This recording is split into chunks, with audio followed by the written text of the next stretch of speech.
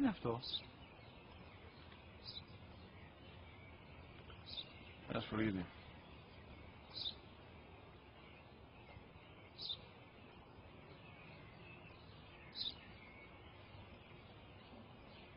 Τι είναι αυτό? Μόλις τώρα στο πατέρα, σφραγίδι είναι.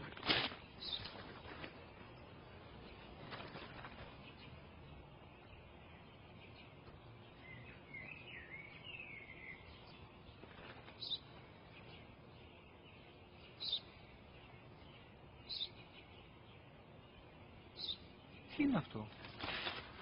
Ένα σπουργίτι είναι, πατέρα. Ένα σπουργίτι. Σπου-γι-τι.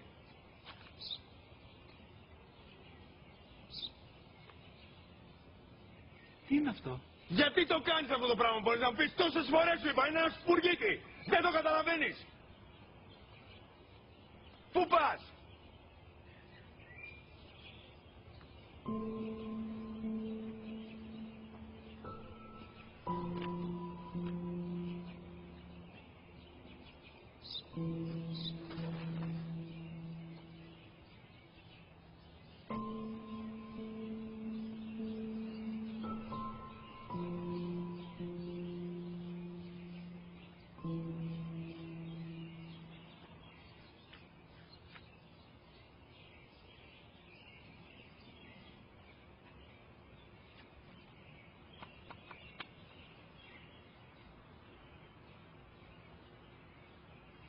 Δυνατά.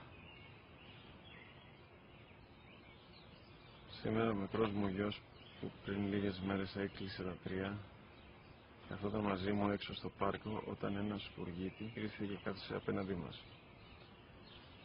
Ο γιος μου με ρώτησε 21 φορές τι ήταν αυτό και το απάντησε και τις 21 φορές ότι ήταν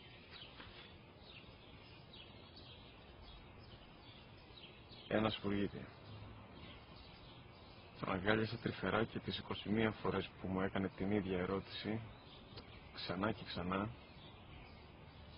χωρίς να εκνευριστώ, νιώθοντας στοργή για το αθώο μου αγοράκι.